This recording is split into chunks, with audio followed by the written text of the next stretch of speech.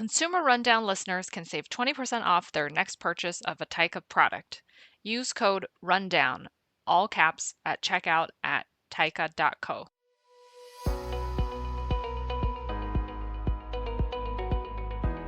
Welcome to the Consumer Rundown podcast, your destination for the people, companies, and trends transforming today's consumer markets. We are your hosts. I'm Penny. And I'm Dimitri. On today's episode, we are joined by Michael and Cal, the founders of Taika, a ready-to-drink coffee brand. We discuss the opportunities within the coffee market and how Taika is differentiating itself within a crowded market with lots of competitors. Michael, Cal, thank you for joining us on the Consumer Rundown podcast. Why don't you begin by introducing yourself and Taika? I'm Cal Fries, co-founder and head of product here at Taika.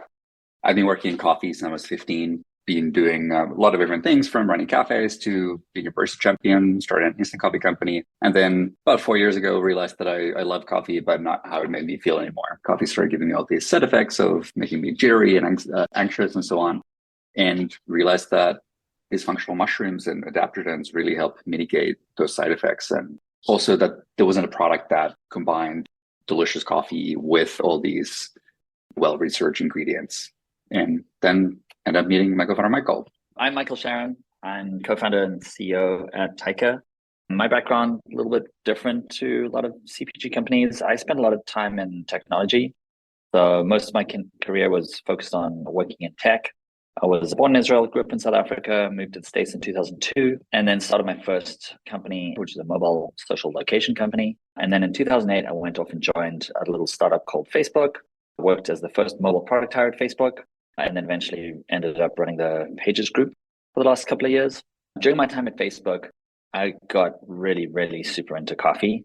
And I got so into coffee that I was drinking something like 7 coffees a day or something. It was just ridiculous. It was way too much coffee for a normal person to tolerate. One of the things I realized was that adaptogens, functional mushrooms, a bunch of these compounds that are really readily available out there, but not kind of combined in specific ways, actually really work very synergistically with caffeine and with coffee. And so I came up with this stack that I've been taking some form or another for like the last 10 years. And when Cal and I met just around 4 years ago, one of the things we really bonded over was this deep love for great coffee, but also about how we wanted coffee that made us feel better after we drank it. And so we ended up kind of working on the very first versions of Taika back then by taking amazing coffee, combining it with functional mushrooms and adaptogens, and really focusing on having you feel kind of much, much better. And so the evolution and the inspiration for starting Taika is trying to scratch our own itch, and we're trying to make a product that we could drink on a daily basis, helped us feel like more creative, more aware, more in tune. Cal, it sounds like when you first started working on Taika, you were drinking too much coffee. And Michael, you weren't drinking enough coffee. How do you balance these two customer needs? On the one hand, create a product so that the customer can get their coffee fix. On the other hand, create a product where it's not overwhelming. I was pretty much drinking the same amount of coffee that I had in the past, but I think my body had just changed in a way where the amount of caffeine that was or used to be fine started giving me these side effects. And the more I talked about it with my friends and who I was meeting, it turns out it was a pretty common challenge for a lot of people. And that's why I realized that the functional ingredients can really help mitigate those side effects. And both Michael and I had similar experiences where we had like 10 different pill bottles and taking a handful of capsules with our coffee. And it was just a terrible user experience. And we just wanted to craft kind of like an all-in-one solution. And the reason why we call it Taika, which means magic in Finnish, which is my first language, is that we wanted to make these products that are almost too good to be true. So they taste amazing. They have the ideal amount of caffeine combined with these functional ingredients, and they're actually really good for you. One of the key features is zero sugar. And one way to think about it is that it's caffeine 2.0, or coffee designed for humans. Why was 2018 the right time for adaptogens to become more popular within the broader coffee drinking community? 2018, 2019 was around the time when adaptogens more broadly started becoming more mainstream. So there have been brands like Four Sigmatic that pioneered the idea of combining mushrooms with coffee. It's actually a bunch of Finnish guys as well. I call us the Finnish Mushroom Mafia. They've been running that for a number of years. And some other brands, but nobody had really made a ready to drink version of that. And at the same time, obviously the canned ready to drink coffee had been booming quite a bit with brands like La Colombe launching. And it just felt the right time of basically combining these two and making the best tasting RTD coffee that had the edit functionality. Aside from adaptogens, how else does Taika stand out? Yeah, that's a great question. As a brand and as a product, Taika generally has always stood out. I think when we think back on the Taika brand, we really started working on the product just a few months before the pandemic started. And because of our background, so my background is just heavily in technology, and Cal is strangely enough kind of more of a tech guy than I am, although his background is much more coffee forward. We were really obsessed with the idea of beta testing a product. And when I used to work at Facebook, we used to test kind of features on like universes of like 10 million people at a time. And so using kind of A/B testing and A/B testing qualitative and quantitative testing techniques is really a way to like establish whether this thing is going to work. When it came to differentiating and thinking about Taika, one of the first things we were doing was just beta test. And so from the beginning, whatever we made, we shared the product and we sold it to offices in San Francisco. And every single can that we had just a giant, had our name and then had a giant phone number on it. And so what would happen is people would just text us on that phone number and we'd get tons of feedback. We got people talking to us. And then what happened was when we launched, that kind of like experience of like texting people and getting a lot of feedback about the product became a core part of Taika's brand and identity and one of the key ways we differentiated. The first can design we had actually had like just a giant phone number on the front. And part of the reason that we did that was, number one, it was a way for us to connect with our audience directly, as a way to get feedback and understand kind of like what was going on with the product. But it was also a way for us to really kind of differentiate the brand in a way that no other brand had done. We wanted to be the most direct, the most transparent CPG brand out there. If you take a look at any canned beverage, most canned beverages that you see will probably have a phone number on the can. It's what we call the number of last resort. So you go to the back of the can, like the tiniest font, it'll be like, if this can injures you, or if you find some kind of rat in your Coca-Cola, you can call this number and give you a free can or something. We wanted to invert that. And we wanted to take this idea of having the accessible next generation transparent brand where you could actually talk to the brand. The brand was a friend. And that really took off when we launched in May 2020, like right in the beginning of the pandemic. People were incredibly lonely and they were getting these cans delivered to them that just had a phone number on the front. And so people just started texting us and we got thousands and thousands of text messages and had this amazing relationship and communication with a lot of our early audience. And that was one of the first ways that we started to differentiate. And then moving forward and thinking about the product in the broader marketplace now, Taika really differentiates in a number of different ways. So number one, the ingredients, the can, and like the lack of ingredients in some way is really focused around one thing. And that one thing is about fueling creativity. Whenever you drink a Taika product, you should feel calm, focused, kind of in your element and ready to be a creative human. And the way we do that is, number one, we use incredibly high quality coffee or tea, like the matcha latte. That's one of our most popular products. Number two is we have the adaptogens and functional mushrooms. And then number three, we have no added sugar. None of our products contains any added sugar. And that's actually kind of pretty different to a lot of other products out there. People love to have kind of something sweet. But for us, sugar just leads to a sugar crash. And a sugar crash kills creativity. And so those are kind of like some of the main ways that we like to differentiate Taika. Michael, when you think about your first customers, were they switching from another ready-to-drink coffee brand? When we first launched, I think what attracted people to Taika was the novelty. It was this fun, weird can with a giant phone number on the front, and you would pick it up and try it. What we like to do is we like to think of the jobs to be done for the can. And what are the jobs to be done for the can? Number one, it has to stand out on the shelf. Number two, it has to attract somebody enough to like pick it up and actually grab it off the shelf. And number three, it has to actually prove that this is a worthwhile product and people should keep drinking it. That is actually the liquid inside the can. When people first started drinking Taika, it was mainly the taste and the liquid that attracted them. I can honestly say without any reservation, it was the best RTD canned coffee that exists. Cal and I are both giant coffee snobs, and we were trying to make a product that we would feel very happy drinking and consuming on an everyday basis. And that's what we've done. When we started off in the beginning, we were doing crazy things. We were doing like incredibly high quality coffee beans and creating our own extracts, but using single origin Ethiopian and Colombian beans and just like these things that were just incredibly expensive.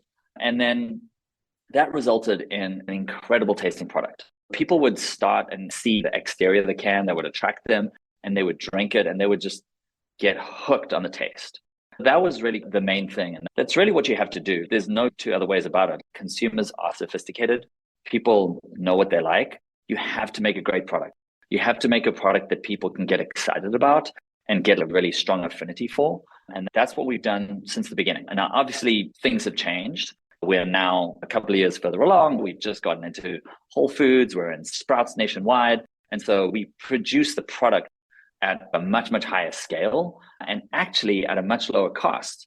But the taste has stayed the same, if not the same, has also gotten better. What was your vision for the company? And how did you measure success in those early days? When we launched, I think the goal was really just to make something that we loved ourselves and that we wanted to drink and wanted to give to our friends. As Kel was saying earlier, we'd been taking adaptogens and functional mushrooms with our morning coffee for a couple of years now. And when you start to evangelize the benefits of this thing to your friends, you realize just how bad of a user experience it is. When I had to tell my friends to buy like 6 or 7 functional ingredients from a bunch of different web pages, and then like, okay, what is your body weight? And then let's look at the number of capsules you're going to take. How much powder are you going to measure out? It didn't really make sense. And so we were just excited about this idea of combining it all into one. And then I remember when we made like the first batch, because we had the powder and we were mixing the powder into hot coffees, but it was only when we made the first batch in the cans that it actually became real. And we made it and then we gave it to a bunch of friends. And the best feedback that we got was that our friends just consumed it immediately. And basically everybody just called us like a day or so later and was like, hey, so how do I get more of this? What's the next step? And I think our first batch was something like stupid, like 50 cans or something like that. And so that was really the beginning. That was really the idea. And then a little bit further in, I think maybe like 2 or 3 months in, when we're still doing a couple of test batches, Cal and I sat down and we're like, well, I think this could be something that more people could enjoy. And so maybe the idea is we just try to make a product that is actually incredibly healthy to consume.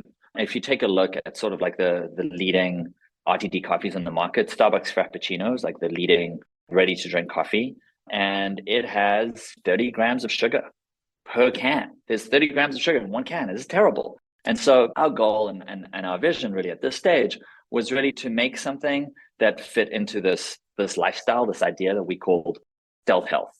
You want to make a healthy product, but you're not going to go around shoving broccoli or heads of lettuce in people's faces. You want something that tastes delicious and is incredibly good for you, just incredibly healthy for you. And so with the coffees, the products that we were making, they had incredibly high quality ingredients. They had these adaptogens and functional mushrooms, which are really good to take on a daily basis. And most importantly, they also had 0 grams of sugar. And so our thinking was people would be migrating from Starbucks. Starbucks does exist. And we made a product that had a very similar flavor profile to like a Starbucks Frappuccino, like a macadamia latte. So it is sweet, it is incredibly creamy, but it's so much healthier. And so if what we can do is really somebody's drinking 2 Frappuccinos a day, that's 60 grams of sugar. If they drink 1 or 2 of our drinks and drink 0 grams of sugar, we're taking 60 grams of sugar out of their daily consumption. That is just going to lead to significant long-term health benefits for them. We're trying to like inch into building this incredibly good health product, but we didn't want to beat people over the head with the health benefits of it. Instead, we really cared that people bonded with the brand and the taste. For us, it's always about making a fun brand and making a product that tastes incredible. That makes a lot of sense. I work for a firm called Skyview Capital, and we were one of the earliest investors in Super Coffee, which took a very similar approach. The founders observed that most popular options, like Frappuccinos, had a lot of sugar in them. They realized there was a gap for a functional option in the market. Coffee is actually one of these affordable luxuries. It's one of the things, even if the economy is bad, even if things aren't going well, people will still continue to spend on coffee because it's $3, $5. You've got a little bit of discretionary spending per day. And coffee is one of these things that makes you feel good. It is comforting. The gap in the market that Super Coffee saw, I think that gap is only getting bigger. It's only getting wider. I think Starbucks is still the 10,000 pound gorilla in the space. There's still a lot of room to take market share away from them and give people an amazing product that they will prefer.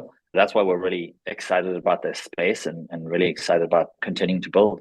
Cal, as an operations guy, doing single origin coffee from Ethiopia, did that make things more difficult or more fun trying to figure out how you're going to scale? Yeah, it's definitely been interesting. My background being in coffee and being a very snobby barista type, starting working on a ready-to-drink product where we're now churning out millions of cans a year. It's a totally different beast, and it's a very different process where ingredients show up in a co-packing facility, and then those cans get shipped to a warehouse. It's been different challenges, obviously less hands-on and more about sourcing, finding the right suppliers who can supply the right amounts at the right price at the right time, and so on. What I'm really excited is that we've been able to just keep improving the quality while reducing the cost and just scaling and basically being able to hit a really competitive price point, $3.99 on shelf for a product that is significantly better than anything else at that price point. We still have plans on keeping doing that even more. And I think the thing that many people don't necessarily realize is that scaling up doesn't necessarily mean reducing quality or quality going down. It could actually mean the opposite, where you buy really high quality ingredients just at a better price and produce things at a larger scale where you have more consistency and you could access different types of production methods and technologies that create a more consistent and higher quality product. Michael, I went to Expo West and Expo East this year. And one of the things I noticed was that caffeine being used in a lot of different form factors, like chocolate bars. What do you think it says about the general state of the caffeine market and the direction it's heading? It's a great observation. I don't think it's just caffeine. I think caffeine is a functional ingredient. It's the easiest functional ingredients to understand because it's been around for a really, really long time. I think now people are trying to find a whole bunch of different form factors that they can then use to consume the caffeine and to give people to consume the caffeine. Sometimes eating the caffeine in the bar and just consuming it is going to be way too much. If you drink like 260, 400 milligrams of caffeine in a drink, you're going to feel terrible. With Taika, like our goal, always make you feel good, make you feel creative, make you feel confident. And that comes through from the functional. And so every single thing that we do will always include L-theanine, for example, which is an amino acid that's naturally found in green tea. And what it does is it mitigates the effects of caffeine. Instead of drinking one of our coffees and feeling jittery and on edge, always going to feel stimulated, but also like in control and focused. As you see more and more of these kind of functional ingredients coming to the fore, as you see more and more people pushing caffeine into things like mouth sprays or stuff like that, you're going to need something to mitigate it. And then the other thing that is really important is that you need to make sure that it tastes good. And so this gets back to kind of like one of our key differentiators. One of our key differentiators is taste. We have mushrooms in our coffee. When we started off talking about having mushrooms in the coffee, people were really concerned about it. When you take one sip of our coffee, you forget about all of that. It does not taste like mushrooms, does not taste like functional ingredients, does not taste like a raw caffeine spray. It tastes like great coffee. I think going to be the key for all of these product categories moving forward. You can actually add caffeine to almost everything, but if you don't add it in the right way, if you don't add in kind of some mitigating functionals, then it's not going to taste optimal and may not make you feel great either. And so if you have something that doesn't taste great, doesn't make you feel great, it's not a great recipe for continued customer engagement. Cal, given the continued growth of the coffee and energy drink categories, how do you think about the differences among the customer segments? How does Taika identify and appeal its target customer segment? So that's a great question.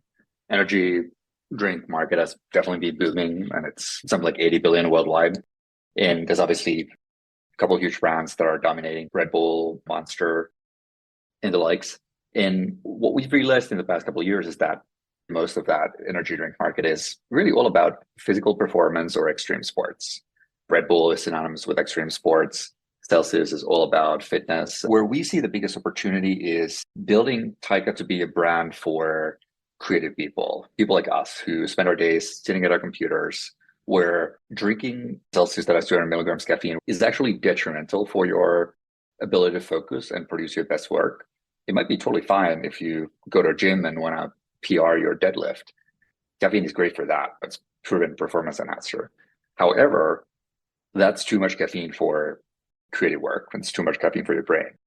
And so our approach is making these products that have the ideal amount of caffeine balanced with these functional ingredients, functional mushrooms, adaptogens that get you to the slightly elevated state where you feel energized, you feel focused, you don't feel jittery, you don't feel anxious, you don't have the sugar crash that's going to make your energy levels go down in an hour after you drink something. And in terms of the brand, there's just so many opportunities that we see. We started recently working with our new chief creative officer, Taika Waititi, who is an Oscar-winning film director, directed a couple of Marvel movies, Thor movies, Jojo Rabbit, also an actor, and just all around extremely creative individual. And we have a lot of interesting plans in the works with him and some other creative influencers, and really building this brand that's basically Red Bull for creatives.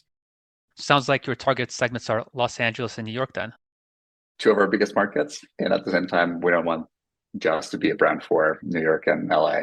We have a lot of retail distribution everywhere in between those two coasts. Michael, how do you tell the Taika story to retailers outside of LA and New York, where your target customer segment may not be as familiar with the brand or see themselves as creative people? The can is our number one billboard. It's the way we communicate with people. It's what people see on the shelf.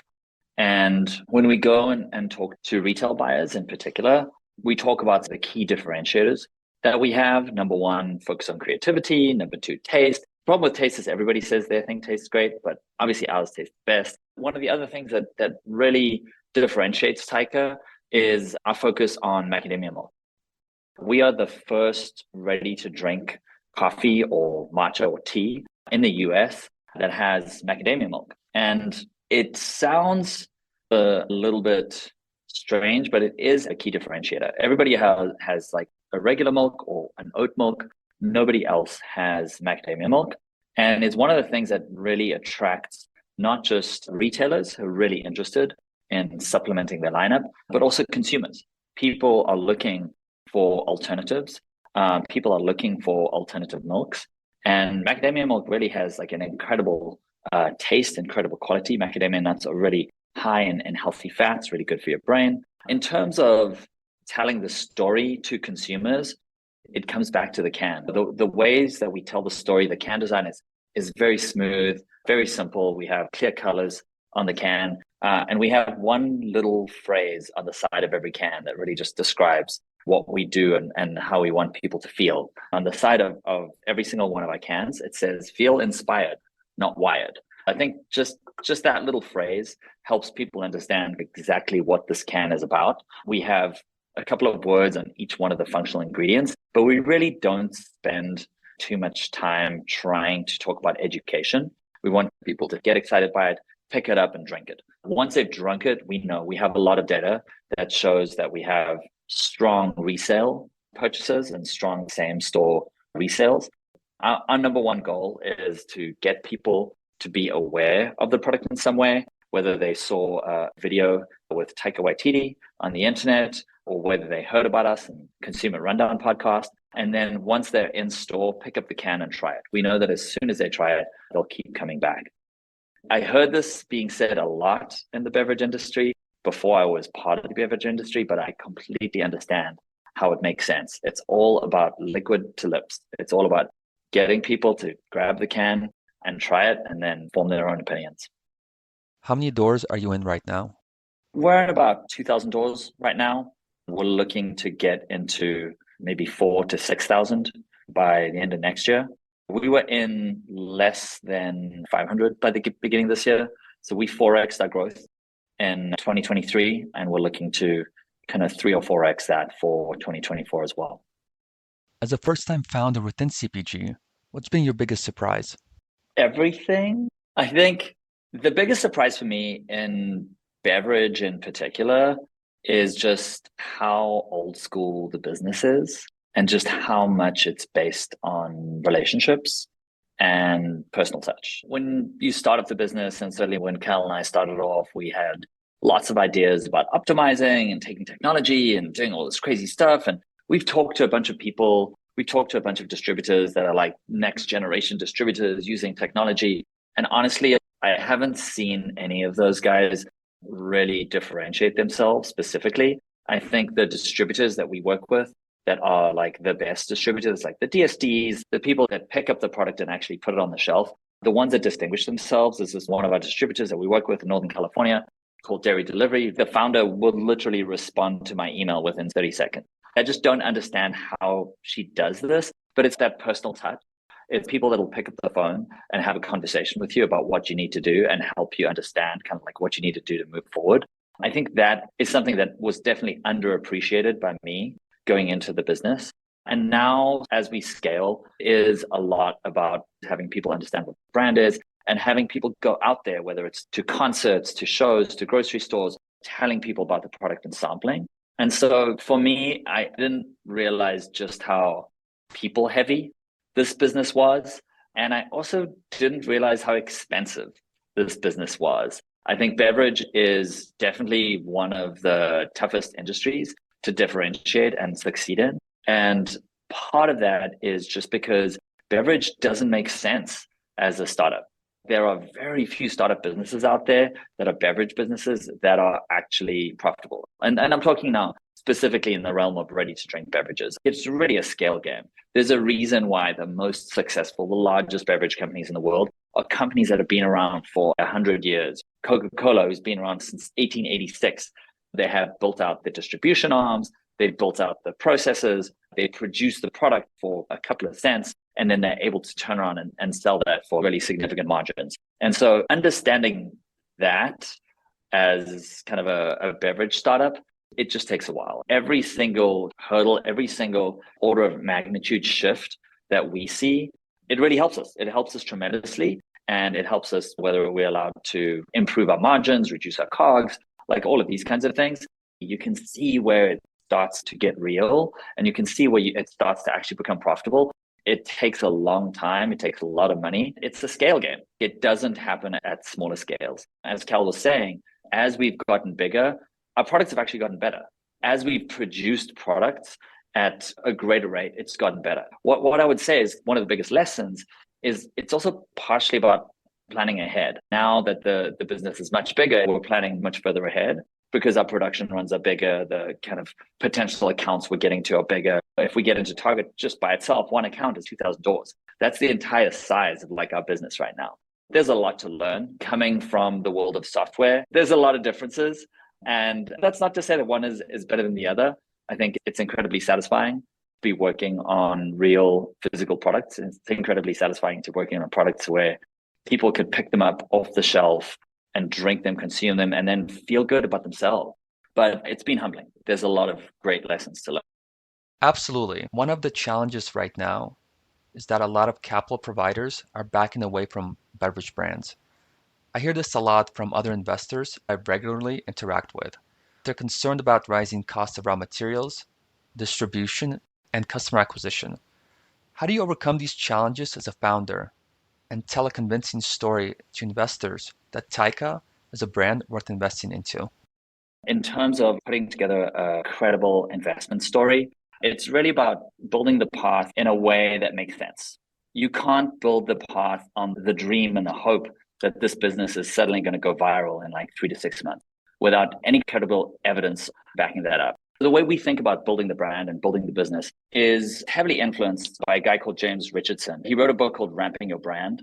And one of the things that he did, he analyzed a whole bunch of different CPG businesses, including a lot of beverage businesses. And one of the things he pulled out is that the best businesses grow 100% year over year. And he graphed that out and charted it out. And he calls that the skate ramp. And so when we think about growing, when we think about building the business, what we're doing is we're thinking about making sure that we're at least doubling year over year. And we've been doing that since the day we launched. And if you do that consistently, you're able to build a very big business in a reasonably short period of time. It's not 1 to 2 years. It's more like 5 to 10 years. But once you have that slightly longer term time horizon in place, once you understand the capital requirements, it then becomes much easier to have the conversations with the investors that are interested in supporting and taking the chance. And by the way, I don't think that all investors are shying away from beverage. I think there was a period of time where investors were sort of distorted and felt that there was a lot of easy wins to be had in beverage. This is after Vitamin Water buy acquisitions. I think a lot of excitement around what was going on. And so what you saw was a lot of investors piling money into a bunch of different businesses that frankly don't have exits right now. There's a bunch of businesses that are out there that are making 50 to 100 million, but they're not necessarily profitable and they don't necessarily have an exit path. From our perspective, the way we're thinking about building the business is being profitable at like much lower levels if we want to be. We want to build a business that we feel excited about running for many, many years to come. Your point makes a lot of sense. Focus on profitability is going to be very beneficial to consumers and investors. It directs the operations to be more sustainable much earlier and for the long run, not just for a quick exit. That's the key to building long-term businesses. Cal, when you look ahead, what are you most excited about? I'm really excited that we finally launched Whole Foods about a month ago. It was a good while in the making, and we just launched half the stores kind of on both coasts. So we have a lot of fun plans coming up for that, doing some promos, doing some sort of marketing push around that. So that's a big focus for us now. We're working on exploring some new products that we're potentially launching next year. That's always fun. Spending some time in the lab, and then coming back to our collaboration with Taika Waititi, or TDAP as we call him internally. Working with him as our chief creative officer is super fun, getting his input and wild ideas on how do we take our marketing to the next level. Building on that point, what has been your experience as a beverage founder? Founding a beverage company has been a very interesting challenge, as Michael pointed out. I have a real appreciation for gross margins at this point of the company's life cycle, and understanding why a lot of people are pretty focused on those, especially in the beverage game. I think it's a really good point. In my role in private equity, I interact with a lot of management teams whose companies have low gross margins. And one of the things I've learned over the last 5 or 6 years in that role is that it's very difficult to significantly move margins upward. That's been a big focus for us in the last 12 months, and we've actually made pretty significant process. I've actually been pretty surprised how much we've been able to move the needle there, actually improving our margins by about 30%.